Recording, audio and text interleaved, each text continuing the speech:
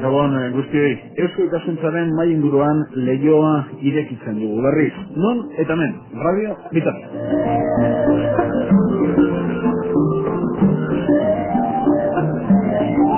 Muy buenas noches, bienvenidos a una nueva tertulia de Eusko Ikaskuntza, Sociedad de Estudios Vascos en Radio Vitoria. Hoy indagamos en la enseñanza de las humanidades. Yo no sé si ustedes recuerdan sus tiempos de estudiantes, aquellos tochos que nos aprendíamos y que olvidábamos tras el examen. La falta de comprensión de los temas, vamos, no quiero ser excesivamente crítico, pero uno tiene serias dudas sobre los métodos de estudio empleados durante su época. A ver si han cambiado las cosas. Dos invitados aquí en los estudios de Radio.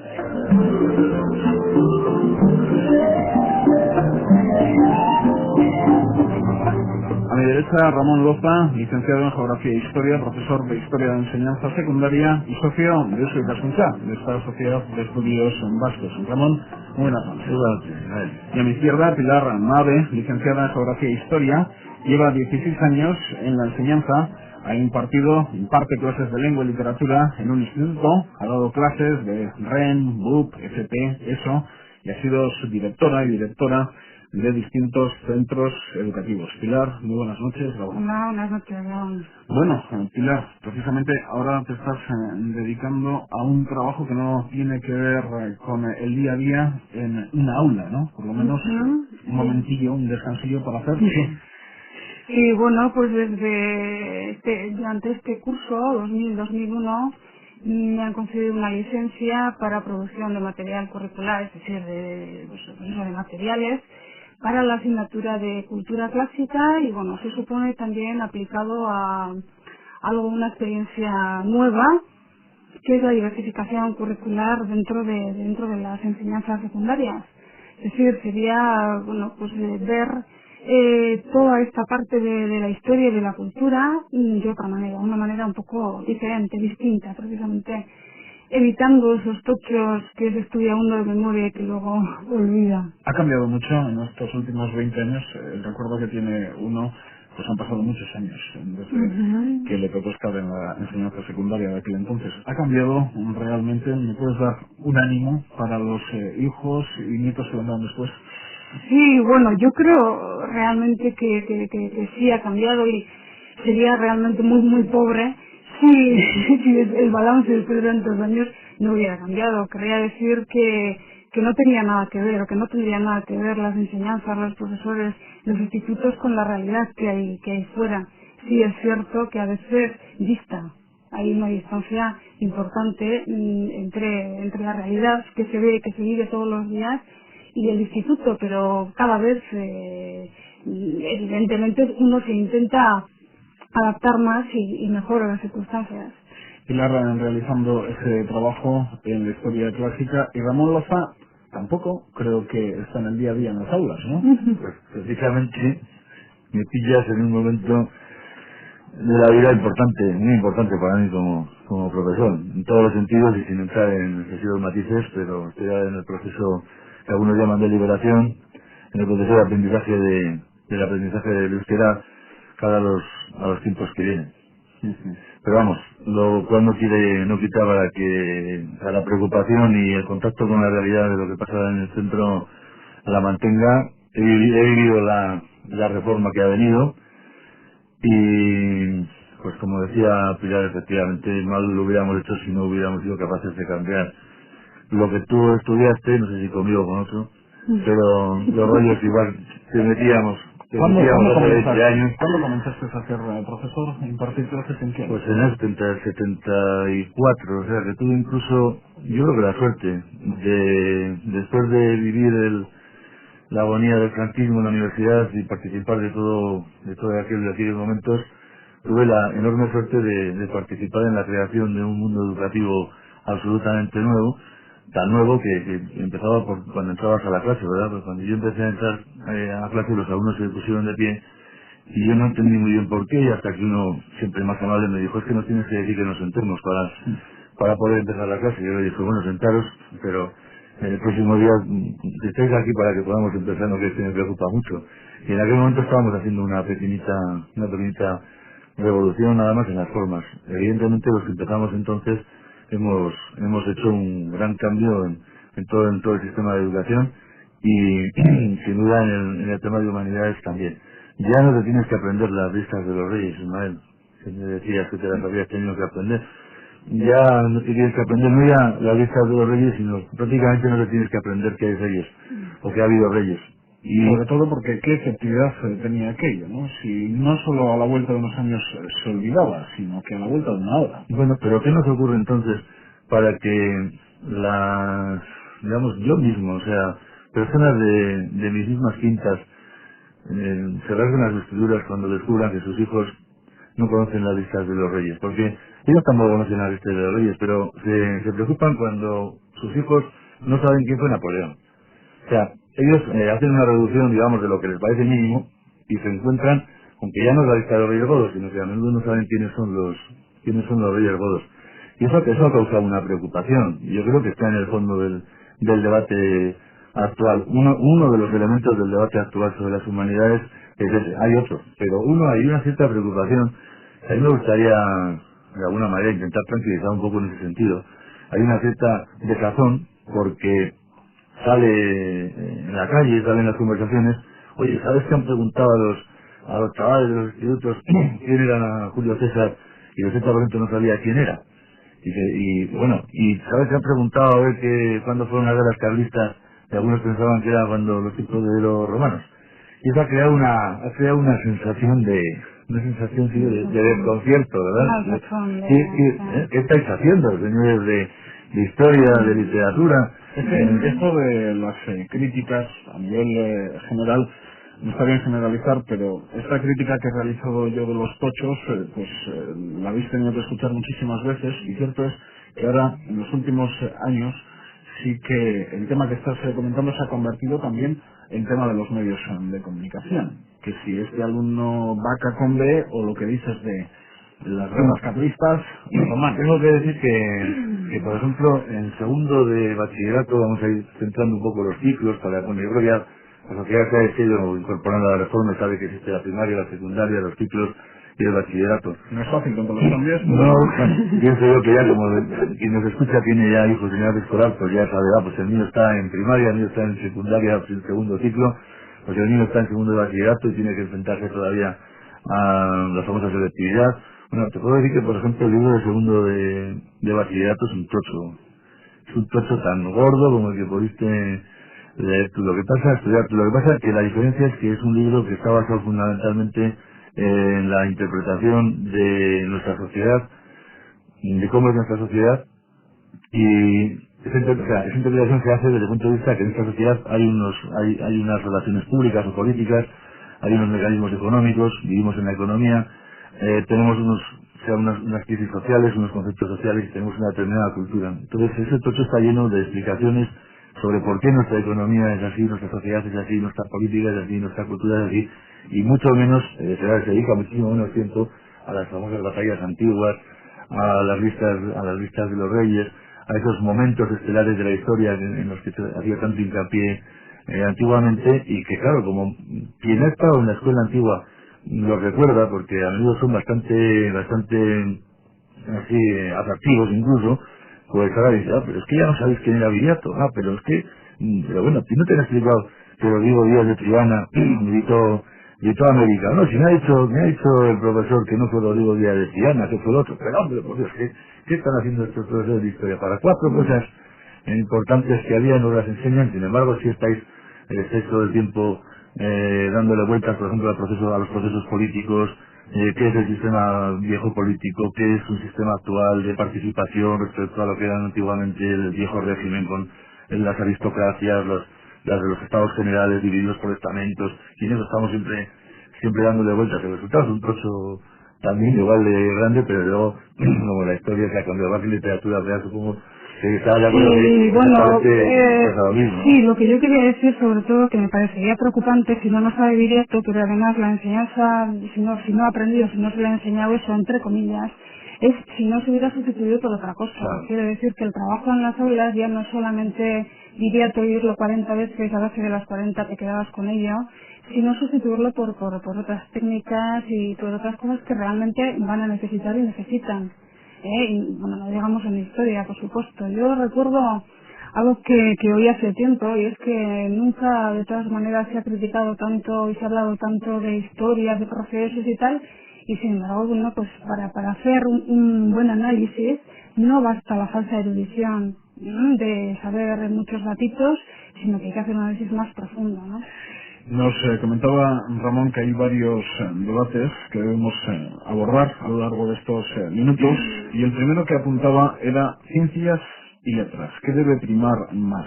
Sigue el reparto en la enseñanza secundaria que yo conocí, que unos alumnos acceden a ciencias, otros a letras según elección, y no existe contacto, llegado una edad y unos cursos del camino.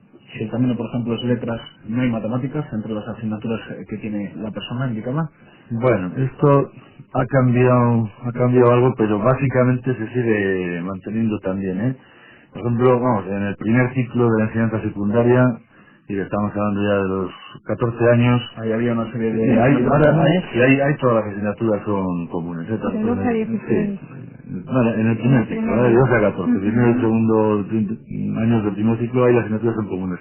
En el segundo ciclo, ya en cuarto sí que se produce una mini separación, aunque los alumnos tienen, por ejemplo, historia y geografía es común, la lengua de literatura vasca, la lengua de literatura castellana, como ámbitos más de nuestra idea de lo que son las humanidades, son comunes. En cuarto ya se produce ya, digamos, una diferenciación, pero que no es tan fuerte, porque la mayor parte de las asignaturas son comunes. Con 16 años. Ya, sí, en 16 años, efectivamente. Sí, ahí ya los alumnos pueden ir ya hacia la cultura clásica que se oferta como dentro de la especialidad. También se oferta también talleres de historia. Sí, ahí sí que los alumnos pueden ya, digamos, preparar el bachillerato que van a elegir, porque donde se produce la diferenciación que se hacía antiguamente ahora es después de los 16 años en los dos de bachillerato. Los dos sois profesores de letras, para que nos entendamos. ¿Veis el equilibrio ciencias-letras correcto, Pilar? Pues una pregunta no precisamente fácil. Mira, yo creo que el desequilibrio que se pueda dar viene un poco marcado por las distintas valoraciones que se hacen continuamente entre unas cosas y otras, ¿no? Todavía está, creo yo, en la mente de muchos aquello de que lo importante son las matemáticas y bueno, que el resto es de relleno.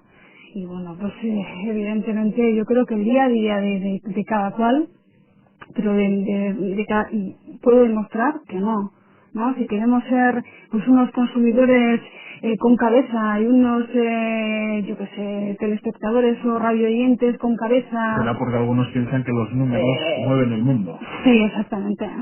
Bueno, yo en la actualidad, más que este debate entre matemáticas y literatura, por ejemplo, en el que yo pienso que se ha progresado, en el que yo pienso que se ha avanzado.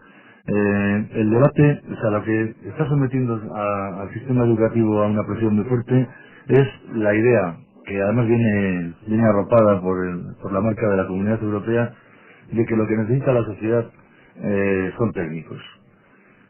Que realmente hay que preparar el sistema educativo para que los alumnos básicamente vayan a ciclos formativos, que los que sobran son licenciados en especialidades casi diríamos que inútiles en un sentido metafórico, pero hasta cierto punto inútiles en el sentido de que si un alumno pues estudia la vieja carrera de física y química tiene muy pocas salidas, o un alumno estudia la antigua carrera de geografía e historia pues tiene pocas salidas al mercado. Entonces esa presión sí que se está ejerciendo de una manera muy fuerte. ¿Y no estás de acuerdo? Y es con lo que yo particularmente no estoy de acuerdo. No tanto por lo que se apoya por el peso de las matemáticas, en el que he llegado a, digamos, a una buena relación con ese tema, quizás por todas las discusiones que hemos tenido internamente en el Instituto, los de Ciencias y los de Letras. Ahí hemos llegado, yo pienso que a una buena entente, porque hay que ser bastante bruto para, siendo de letras, para considerar que las matemáticas no son una asignatura o un conocimiento muy importante, ¿no? A mí lo que me parece que es más peligroso cara al futuro es que se potencie la orientación exclusiva de que el destino de una persona es trabajar, y que se potencie la idea de que, puesto que el destino de una persona es trabajar, es ser trabajador, pues lo que hay que hacer para ser prácticos es prepararles para trabajar, porque si se hace un universal de esa afirmación, entonces todo lo demás sobra. Lo sobra no solo la literatura y la historia, sino que sobra las matemáticas también. Entonces, ahí sí que yo pienso que tenemos que dejar alguna cosa clara, ¿eh? Y pues no sé si se puede reducir todo lo dicho a dos frases, creo que no, pero para que nos entendamos. Antes, estudiar para ser alguien, efectivamente, quiero decir. Ahora, estudiar para trabajar. Estudiar para tener un buen trabajo. Pero quiere decir un buen sueldo. Pero eso sería un fracaso total si la educación lo que nos hace formar personas, desde luego que sí.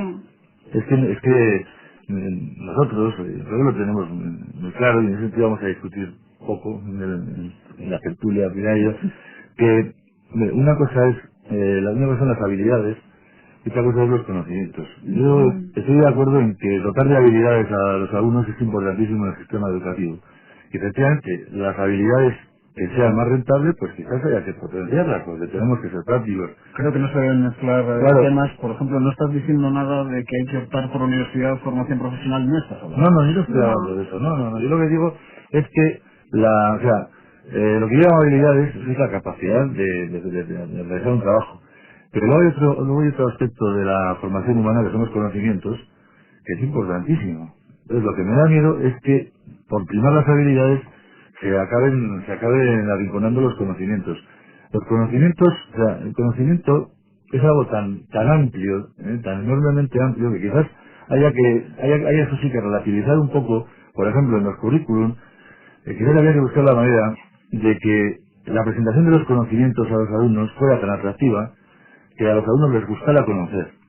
Quizás, entonces, deberíamos ser agresivos en cuanto a la valoración de un alumno y sus conocimientos. Me comentaba Pilar a micrófono cerrado que precisamente lo que está realizando ese trabajo ahora de liberalización, como decía por ejemplo, Ramón, tenía que ver la historia clásica, la planteaba ella como un viaje. La cultura clásica sí la planteo como es fruto de una experiencia que hice en el curso 97-98 cuando me tocó dar cultura clásica, y bueno, yo tenía un poco el recuerdo del latín aquel de segundo de BUP, que la verdad, en fin, de todo te podía tocar, ¿no? Depende de la clase. Y lo planteé pues como un trabajo en el cual tenía que preparar un proyecto, un viaje a Grecia y luego un viaje a Roma. Y todo lo que yo pudiera traer de técnicas de trabajo, de tener que buscar pues en enciclopedias, en fin, en todo lo que estuviera a su alcance. Y se trata un poco también de ver conocimientos. Era lo que yo, por ejemplo, al hilo de lo que estabas diciendo, a mí me parece que la ESO sí es algo bueno, aparte de la enseñanza hasta los 16 años, que tiene pros y contras también, claro, pues un poquito y me gusta el hecho de que a partir de ahora, por ejemplo, se intente reforzar las líneas básicas, no matemáticas, y euskera, el modelo B o castellano. Y después la idea de las optativas. Me gusta la idea de las optativas un poco por lo que decías tú, por la cuestión. Yo creo que la finalidad, el objetivo de las optativas es conocer y discernir lo que me gusta más y lo que me gusta menos, y lo que en fin, no valgo o no quiero dedicarme a eso. En ese sentido, sí podría ser válido las optativas, para lo que decíamos antes de no especializar tantísimo a la gente desde el principio. Antes, dentro de las optativas, llegado un momento, tercero de BUP, recuerdo por aquel instante, estaban también griego, creo recordar una de ellas, latín era común en los primeros años, sí, en segundo de BUP. ¿Sigue impartiéndose latín y griego? Que sigue ofertando. Se sigue ofertando. Sigue ofertando. Sigue En el ámbito de las opciones. Podéis decirme lo que queráis, pero ¿realmente sirve para algo? Latín griego en el siglo XXI, tal y como por lo menos yo lo estudié. Rosa Rosae. Que no me acuerdo de más. Lo siento decir, no me acuerdo de más. Bueno, yo tampoco me acuerdo de los quebrados y es absolutamente impepinable, vamos, creo que es indiscutible que sirven para algo, ¿no? Yo soy y he sido y seré una grandísima defensora de las lenguas clásicas, no solo de las lenguas clásicas, sino de la cultura clásica en general. ¿Y por qué? Pues bueno, pues por muchísimas cosas, porque en definitiva al final igual es un poco la presentación de la memoria que presenté yo para este trabajo, porque es deber de nuestras fuentes también. Esas son nuestras fuentes, las fuentes que además que nos ponen en común con todos los pueblos de Europa, con muchos pueblos de Europa. Y no se trata, aplicando lo mismo, no se trata el Rosa Rosae. Analizando frases, no hacíamos otras. Claro. Analizar frases. De todas las maneras, a lo que decíamos antes de contenidos tal cual, yo pienso que hay que aspirar a las dos cosas. Quiero decir, a tener conocimientos, y volvemos a lo de antes, a saber viriato y no viriato y Rosa Rosae, pero además a tener destrezas, a tener habilidades. Pero dentro de la comunidad educativa también existe este debate sobre latín griego. Sí, yo creo que es eterno. Como lo habíamos planteado al principio, es el debate eterno. Y yo quiero insistir en... Pilar lo ha defendido. Sí, y yo le dejo que lo defendiera a ella, porque no voy a insistir puesto que participo de la Sociedad de Estudios Clásicos, pero por hacer otro comentario diferente, quería volver a lo que estaba hablando antes. Los conocimientos, cuanto más amplios sean, es que es mejor. Y el asunto, para decir así, mira, así lo que al final te molestaba, era pues que sin entender muy bien el Rosa Rosae te podían poner una nota y te podían suspender. Y que tengo realmente dudas a dónde me llevó aquello, si me ha llevado a algún sitio. Bueno, te llevó, por ejemplo, a descubrir, que es un asunto muy interesante, aunque parece que cada vez un poco más en desuso, pero te debió llevar a descubrir. Si hubieras seguido un poquito más adelante, te hubiera podido llevar a disfrutar de Virgilio. Y luego habrías estado todavía diciendo, es que yo he tenido la gran suerte en mi vida de disfrutar, claro, de traduciendo a la Neila. Lo habrías hecho de verdad, pero claro, eso te hubiera llevado más lejos. Dentro de la interpretación que tenemos que presentar a los alumnos, en el ámbito de humanidades en general, de por qué vivimos como vivimos, hablo antes de 4 apartados. El cuarto es el apartado cultura. En ese sentido, ¿hasta qué punto es el apartado más o menos importante? Vamos a hacer una relación, a ver, política, sociedad, economía, cultura. ¿Por qué vivimos como vivimos? O sea, tenemos unos orígenes, unas causalidades para nuestra manera de vivir, incluso para nuestra manera de hablar, incluso para cuando hablamos en euskera, que sabes como yo que el euskera es una lengua que funciona con casos también, al modo más o menos, ¿no?, del latín. No podemos obviar que nuestra cultura vasca tiene un fundamento clásico muy fuerte. Eso en cuanto a lo privado. Y en cuanto a lo general, aclararte que un amante, vamos, de lo que eran aquellos tochos, me encantaban, a pesar de decir al principio, tochos de historia del arte, de historia, geografía, pero veíamos, porque creo que esto era algo compartido por los compañeros, que nos llevaba a alguna parte, a saber dónde estábamos. Pero claro, el latín, sí, algo podría parecer más esotérico, nosotros lo único que sabíamos del latín es que nuestros padres habían escuchado un domingo sí y otro también la misa en latín. Y además sin entenderla, yo tenía más... Bueno, pues mira, yo si me permites un poco, ¿sabes? Por ejemplo, igual puede ser algo personal, o para qué nos sirvió a muchos como yo, de mi generación, que estudiamos latín, pues por ejemplo para tener hábitos de estudio.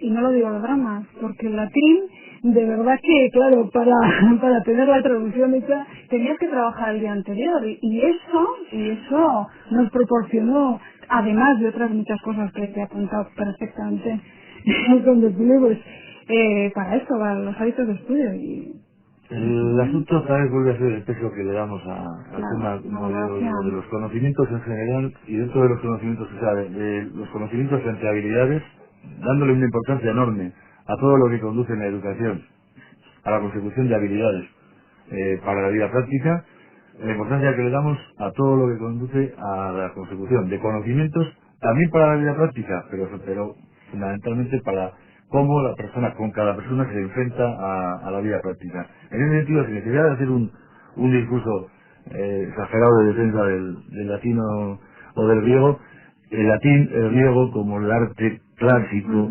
o el arte egipcio, o el conocimiento de las ciudades sumerias, o el conocimiento pues de la literatura clásica, antigua, pues está dentro de un ámbito de acción que todo el mundo está de acuerdo en que lleva a la formación de la parte más espiritual de la cabeza humana, que lleva hacia ahí. Entonces, como para nosotros la formación de esa parte espiritual de la cabeza humana, esa parte que permite no solo ir todos los días a trabajar, sino comprender el mundo, analizar el mundo con un punto de vista de criterio, de manera que lo que ocurre a tu alrededor no te pille siempre absolutamente en offside. Tú, por ejemplo, si un alumno se le ha presentado, yo es que quiero insistir un poco, aunque sé que esto para los profesores se les vaya a molestar, yo quiero insistir un poco en la diferencia entre, por ejemplo, la evaluación de habilidades y la evaluación de conocimientos. Yo creo que en la evaluación de habilidades quizás haya que ser realmente rígido, en la de conocimientos sería mucho más laxo. Con un ejemplo. Pues con las notas, por ejemplo, que habla de la evaluación en el tema de qué nivel tienes que poner para ver que un alumno sabe o no sabe en las asignaturas que llevan las habilidades. ¿Dónde está el 5? ¿Dónde está el 5? En las asignaturas que llevan las habilidades que llamo yo, o sea, a la preparación técnica, al conocimiento precientífico, pues ahí a mí me parece que la exigencia tiene que ser fuerte.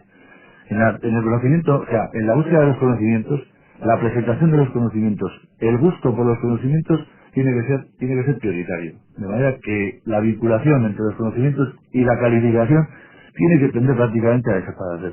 Al alumno le tiene que gustar conocer por el hecho de conocer, para lo cual habrá que presentarle a través de iniciativas y dar una serie de posibilidades para ver qué es lo que a él le gusta más conocer por el mero placer de conocer, sabiendo que cuando lo estamos haciendo, cuando le estamos agarrando algún nivel de conocimiento de estos, le estamos ayudando a que pueda interpretar mejor las cosas. Por ejemplo, ¿por qué nos vamos hasta los romanos?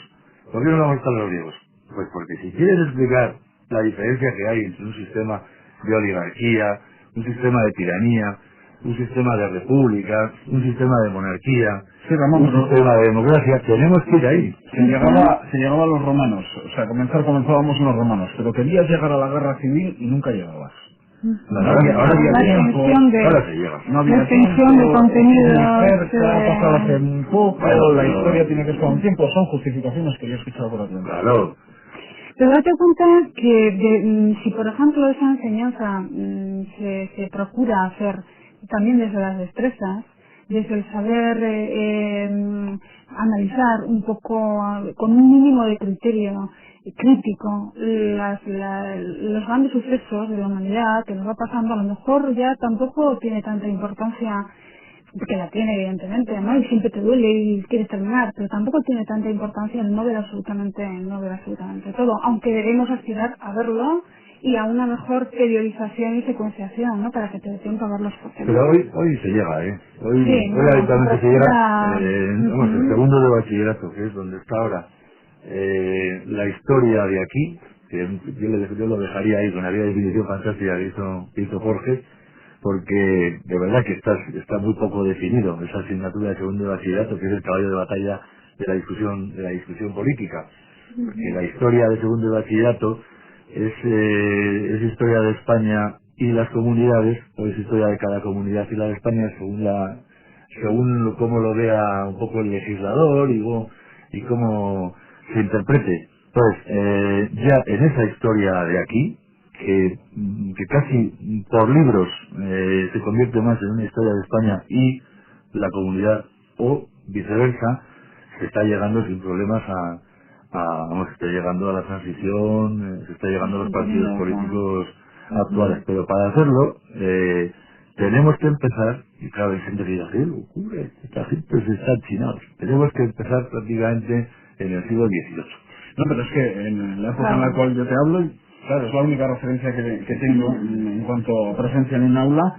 Se comenzaba efectivamente en lo clásico, pero nunca se llegaba ni a la guerra civil, y mi pregunta era si ahora mismo se llegaba a la transición. Vamos, que cualquier chaval o chavala que nos esté escuchando, igual, por eso le preguntaba, conocía perfectamente la historia de Roma, pero no sabía para nada del 3 de marzo de 1976 qué pasó en Vitoria, ni idea. Ismael, ahora mismo la asignatura de, digamos, de historia de España se estaba empezando prácticamente en el 18.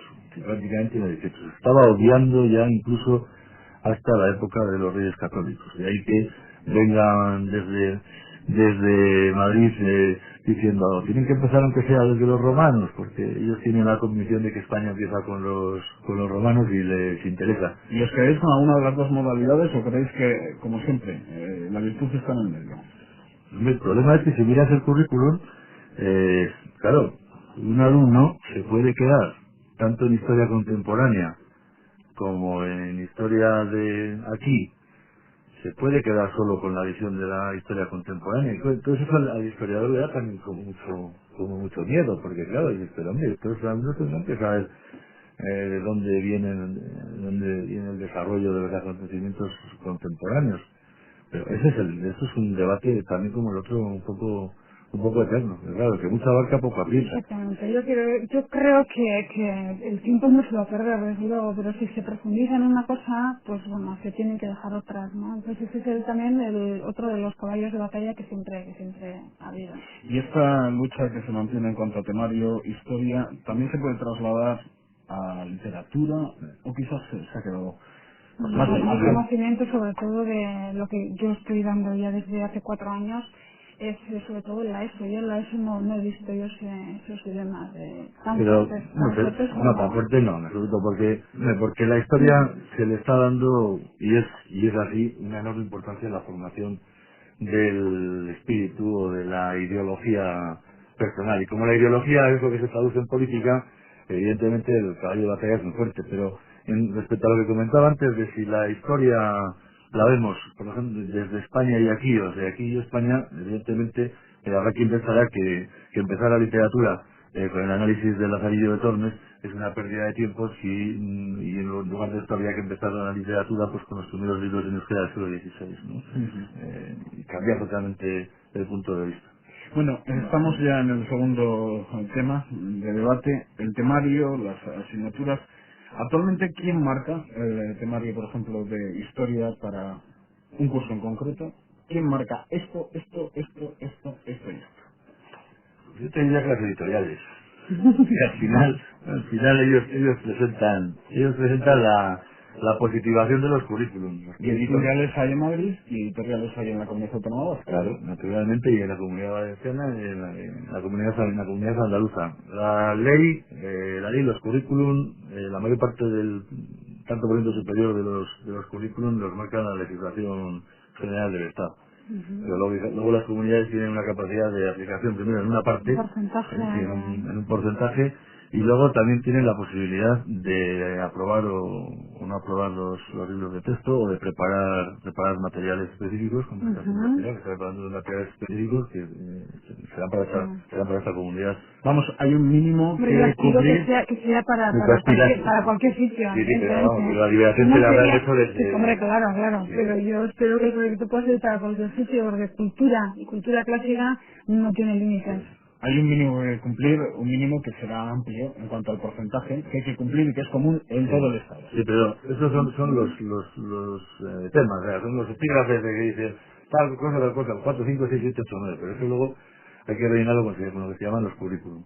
Y ahí los que hacen los desarrollos, los que han hecho los desarrollos son las editoriales, porque son los que escriben los libros. A menudo algún profesor de la universidad, un García Cortázar, estos prohombres de la universidad, pues se echan a la arena y a través de las editoriales y una serie de colaboradores, pues se lanzan el libro. ¿Y qué poder de decisión tienen entonces los políticos?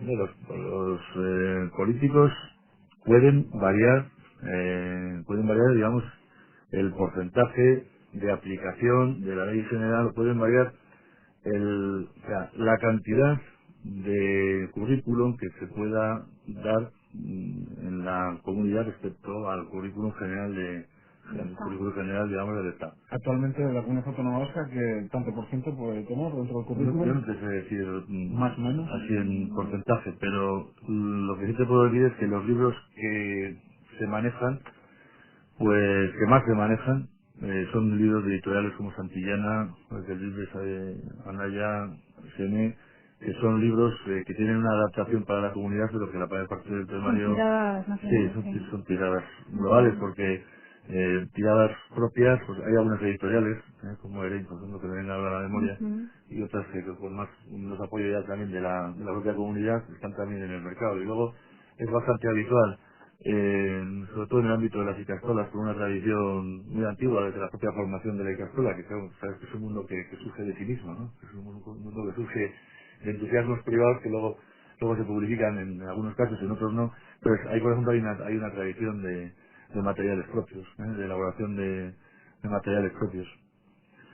Y pues si quieres que te diga, por ejemplo, que yo conozco más, que son las editoriales convencionales, pues hombre, digamos que han hecho un esfuerzo de adaptación bastante amplio. Y Pilar, ¿cómo vive en concreto tu persona, pero cómo vive en la comunidad educativa todo este debate abierto en la sociedad? No lo sé.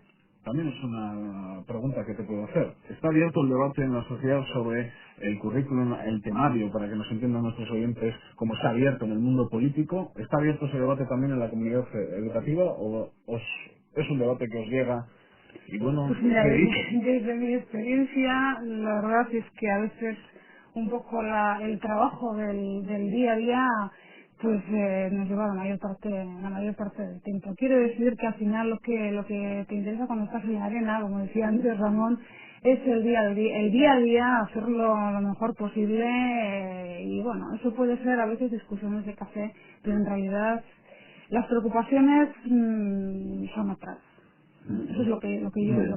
En la actualidad, Ujú. el sistema educativo está sometido a un proceso de transformación Claro. con la Que adaptación de la te reforma exige que toda tu atención. bastante tenemos con Claro. a ver cómo conseguimos mantener a los alumnos con eficacia hasta los 16 años, cumpliendo la ley, además con un criterio que nos parece que es positivo, pero en la práctica Ujú. es difícil. Ahora, yo en el ámbito de historia sí que puedo decir que hay un debate, un debate que en el que yo estoy participando ahora mismo, porque yo vengo para dar una opinión, aprovechar la ocasión que me das para dar una opinión.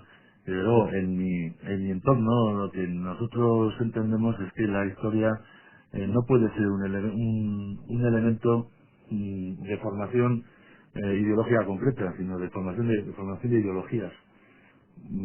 Por tanto, la historia habrá que explicarla desde el punto de vista más No objetivamente posible, claro. posible.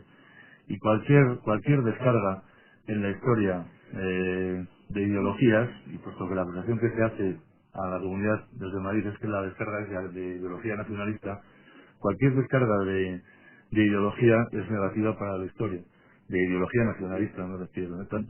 Tanto sea una descarga de ámbito localista como sea una descarga de ámbito más global. La historia nosotros tenemos que presentarla a los alumnos como nada más la explicación de la sociedad en la que viven. Y la interpretación de la historia la tiene que hacer cada alumno por sí mismo. Y en ese sentido, pues desde mi punto de vista, digamos, en el ámbito en el que yo me muevo, hay bastante consenso. Eh, si se nota una descarga de nacionalismo, igual que una descarga excesiva se podía producir hace unos años de marxismo, pues esa descarga excesiva podía no ser justa, aunque es evidente que la formación del personal, de los profesores que dan la historia, tiene que influir. Esto es inevitable, sobre todo en una enseñanza como esta que es pública y que hay que estar su grandeza. Pero es necesario hacer un esfuerzo, y en esto sí que hay que hablar claro a los señores políticos, hay que hacer un esfuerzo para que dejen a los historiadores hacer su trabajo, que los historiadores no se sientan presionados y que la historia se presente al alumno pues como una serie de explicaciones que están ahí, pero sin una descarga ideológica excesiva. Pero muchas veces el debate es sencillísimo. Tan sencillo como poner a debate la palabra Euskal Herria.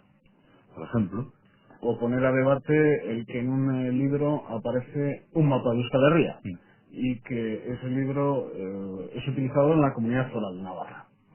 ¿Ese debate vosotros es un debate real o es todo parte de lo que estamos viviendo políticamente? Claro, a mí me parece que puede no tener nada que ver con la política o puede tener mucho que ver.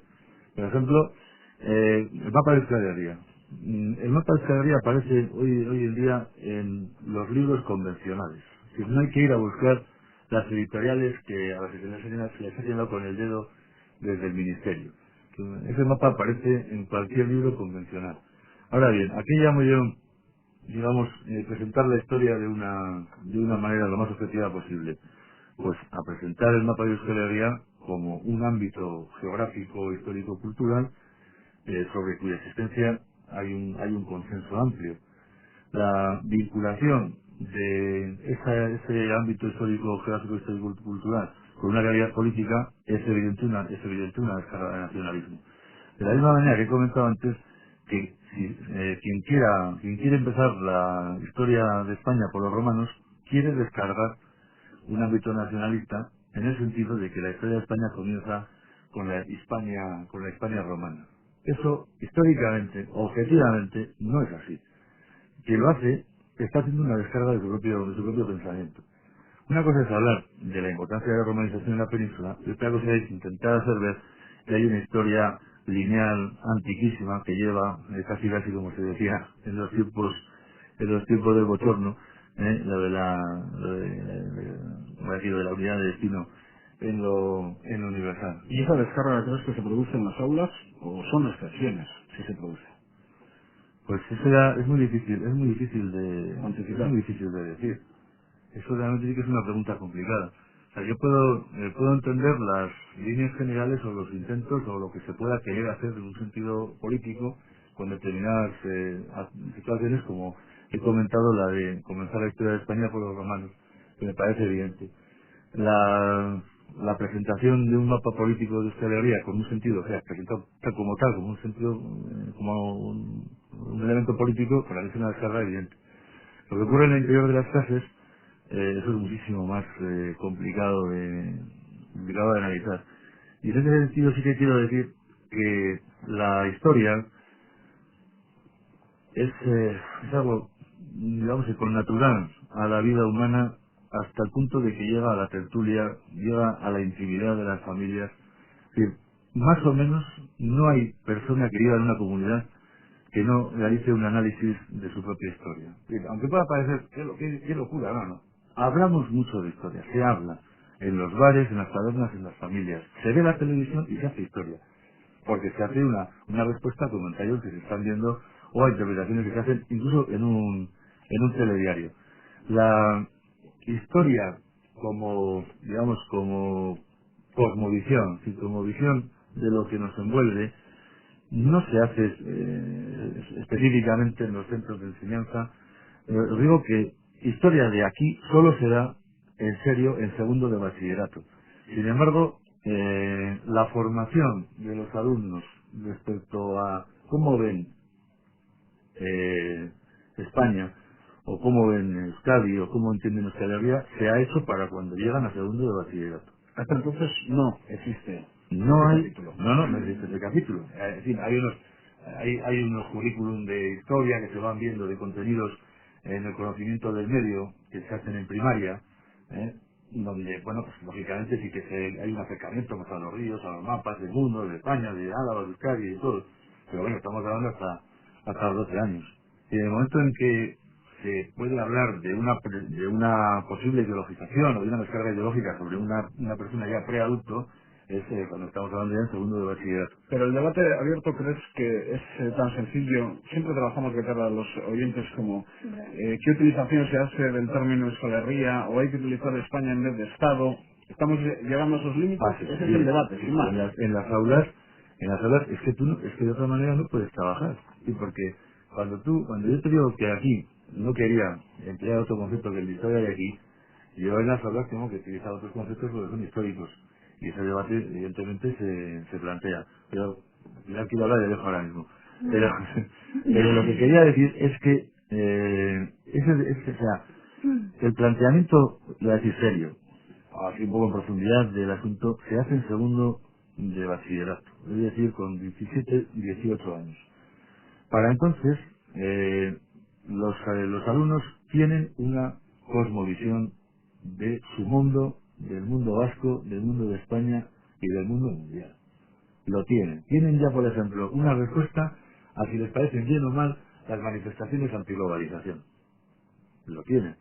Tienen una respuesta a si les parece bien o mal las declaraciones de la ministra de Educación o del presidente de un partido político. La tienen ya. Y por tanto, han recibido ya, han interiorizado una cosmovisión de la historia y de aquí.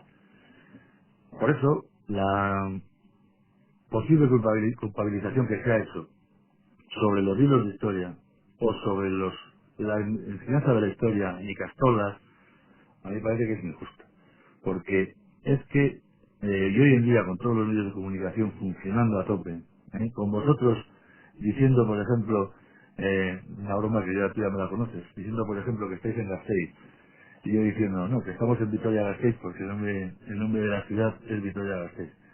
O sea, los medios de comunicación, escritos y hablados, los ámbitos de difusión, televisión, los comentarios en la peluquería, los comentarios en el fútbol sobre la discusión entre el Athletic y el Bilbao y el Alavés, y si quiero que gane o no gane la Real, si quiero que baje o no baje. Esa discusión se hace en un bar, y es una discusión que tiene que ver con la cosmovisión histórica de los que vivimos en esta sociedad. Y para mí es muchísimo más fuerte, mucho más viva y mucho más incontrolable y mucho más eficaz y mucho más rica que lo que se puede hacer dentro de un edificio, de un sitio de enseñanza en el que, para empezar, el alumno ya se acerca a la historia a través de un tocho, del mismo tocho que decías, que en muchos casos le da repelús.